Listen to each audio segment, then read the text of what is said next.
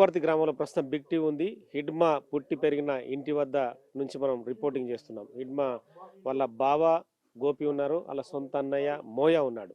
ఇక్కడ నుంచే పుట్టి పెరిగిన హిడ్మా మావోయిస్ట్ పార్టీలో కీలక దశకు ఎదుర్కొని సెంట్రల్ కమిటీ మెంబర్గా తన ప్రస్థానాన్ని ఎదురులేని ప్రస్థానాన్ని కొనసాగించాడు. అంటే ఒక కేంద్ర హోంశాఖ మంత్రి అమిత్ షా టార్గెట్ హిడ్మాని చేశాడంటే ఏ స్థాయిలో మనం హిడ్మా ఉన్నాడనేది అర్థం చేసుకోవచ్చు. ప్రస్తుతం సోషల్ మీడియాలో చాలా ట్రెండింగ్లో ఉన్న హిడ్మా పేరు ఎక్కడ చూసినా కూడా హిడ్మా ఎన్కౌంటరు, హిడ్మాని ఎందుకు చంపారు, మొత్తం ప్రకృతిని ధ్వంసం చేస్తూ హిడ్మాని టార్గెట్ చేశారని చెప్పి అనిపిస్తుంది. గోపి ప్రస్తుతం ఉన్నారు, వాళ్ళ అన్న మోయా ఉన్నాడు. తెలుగు రాదు కానీ ఒకసారి మాట్లాడిపిద్దాం మనం. మాట్లాడు. హిడ్మా ఒకసారి అడుగు. నా తమ్ముడు ఇడమలు నా తమ్ముడు అని కావచ్చు కదా. నువ్వు అడుగు అడుగు, నీకు వచ్చిన అడుగు. నా తమ్ముడు ఇడమలు ఈశ్వర్ కామ్ కిసో మత్తర్ జనతా మైదే కొన్ని నా మైదాయో జనతా మైదే కామ్ కిసో మత్తర్ భారత్ జనతా మైదే.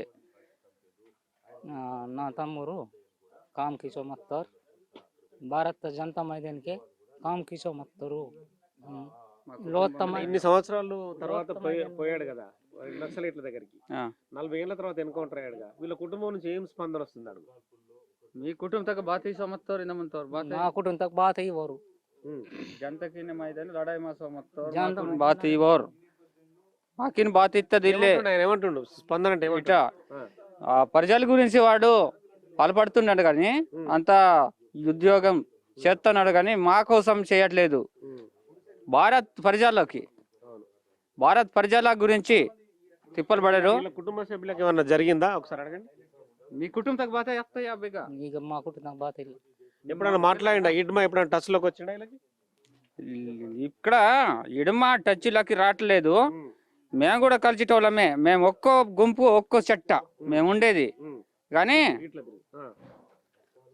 ఇట్లా ఇక్కడ వచ్చినా కానీ మాకు పిలిపించేటోళ్ళే కానీ ఇక్కడ రావట్లే.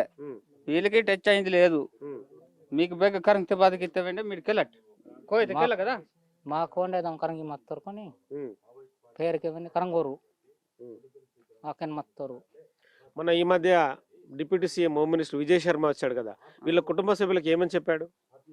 ఇలే నిమ్మ అంటే నువ్వు విజయ్ శర్మలు హోం కేంద్ర మంత్రి వాసమత్తారు కదరా.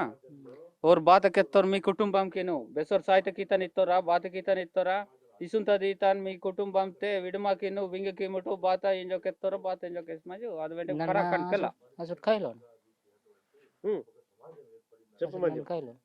వెంట ఆ రోజు వీడు కలవట్లేడట విజయ్ శర్మ వచ్చినప్పుడు ఇలా అమ్మ కలిసిందట ఇక్కడికి. కానీ ఏమని చెప్పిండ్రో ఏంటి నాకు తెలియదు, నేను కలవట్లేను కదా అని చెప్తున్నాడు. ఇప్పుడు హిడ్మా ఎన్కౌంటర్ తర్వాత ఆయనకు డబ్బులు వస్తున్నాయి దాదాపుగా ఎన్ని కోట్లు అని చెప్పారు రివార్డు గోపి? కరోడ్ అని చెప్పిండు. ఎన్ని కోట్లు అని చెప్పలేదా? కోట్లు చెప్పలేదు. కోట ఏంటి కోటు, కరోడ్ అంటే కోటు, కోటి అని చెప్పి ఆ ₹1 వీళ్ళకి వస్తాయి కదా, వీళ్ళు లొంగిపోతే మంచిగా అవుతుందని ఆయన చెప్పి వెళ్ళిపోయిందట. నేను కూడా కలవట్లేను. తెలుసా వీళ్ళ అన్నయ్యకి? తెలుసా? అడుగు.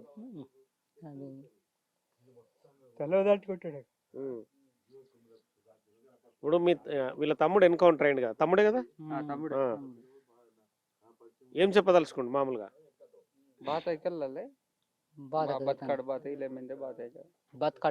కమ్జోర్ ఏమింది